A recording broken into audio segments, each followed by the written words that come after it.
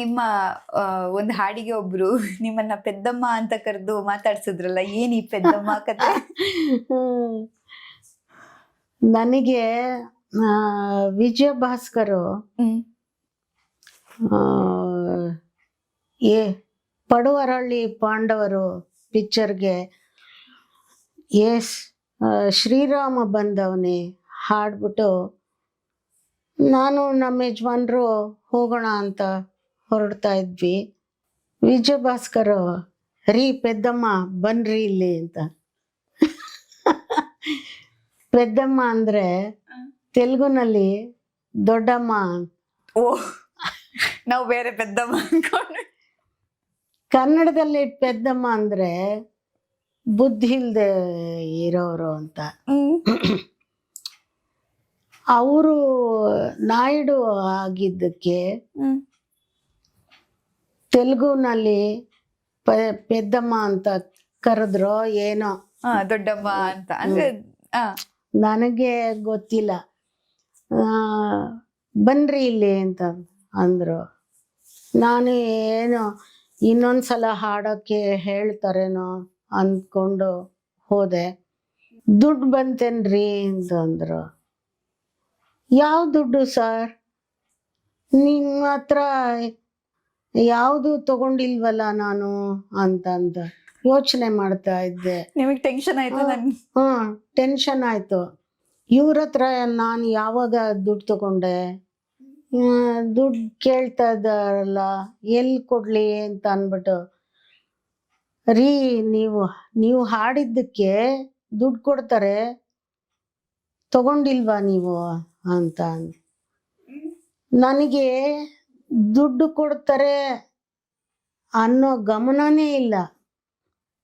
ಅಂದ್ರೆ ಮುಂಚಿನ ಹಾಡುಗಳಿಗೆಲ್ಲ ನೀವು ದುಡ್ಡು ತಗೊಂಡೇ ಇರ್ಲಿಲ್ಲ? 5 ಪಿಕ್ಚರ್ಗೂ ಯಾವುದು ಪ್ರೋಗ್ರಾಮ್ಗೂ ದುಡ್ಡು ತಗೊಂಡೆ. ಮುಂಬೈನಲ್ಲಿ ವಿಜಯ ಭಾಸ್ಕರ್ ನೈಟು ಆಯಿತು. PBS ನಾನು ವಾಣಿ ಜಯರಾಮ್ BK ಸುಮಿತ್ರಾ ಎಲ್ಲ ಹಾಡಿದ್ವಿ. ಆವಾಗ ಒಂದು 5-6 ಹಾಡು ಕೊಟ್ಟಿದ್ರು. ಹಾಡ್ಬಿಟ್ಟು ಸುಮ್ಮನೆ ಬಂದೆ. ದುಡ್ಡು ಕೊಡ್ತಾರೆ ಅಂತ ಗೊತ್ತಿಲ್ಲ, ನನಗೆ ಕೇಳಬೇಕು ಅಂತನೂ ಗೊತ್ತಿಲ್ಲ. ನಮ್ಮ ಅತ್ತೆ ಹಾಡಿಸ್ಕೊಂಡು ಸುಮ್ಮನೆ ಕಳಿಸ್ಬಿಡ್ತಾರಲ್ಲ, ದುಡ್ಡು ಕೊಟ್ಟಿರ್ತಾರೆ, ಸುಳ್ಳು ಹೇಳ್ತಿದ್ದಾಳೆ ಅಂತ. ನನಗೆ ದುಡ್ಡು ಕೇಳಬೇಕು ಅನ್ನೋ ಗಮನನೇ ಇಲ್ಲ. ನನಗೂ ನಮ್ಮ ಯಜಮಾನ್ರಿಗೂ ಇಬ್ಬರಿಗೂ ಇಲ್ಲ. ಹಂಗಂದ್ರೆ ನಿಮ್ಮ ಮೊದ್ಲು ದುಡ್ಡು ಬಂದಿರೋದಲ್ಲ ಪೆದ್ದಮ್ಮ ಅಂತ ನಿಮ್ಮನ್ನ ಕರೆದ್ರಲ್ಲ?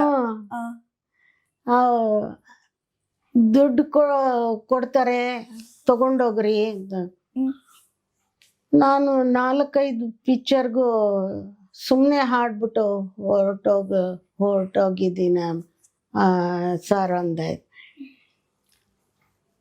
ಅವರು ಅರೇಂಜರ್ನ ಕರೆದು ಇವ್ರಿಗೆ ದುಡ್ಡು ಕೊಟ್ಟಿಲ್ವಪ್ಪ. ಅವರು ಹಾಡಿದ ತಕ್ಷಣ ಆ ಕಡೆ ಈ ಕಡೆ ನೋಡೋಷ್ಟ್ರಲ್ಲಿ ಮಾಯ ಆಗ್ಬಿಟ್ಟಿರ್ತಾರೆ. ಎಲ್ಲಿ ದುಡ್ಡು ಕೊಡೋದು ಸರ್ ಅಂತ.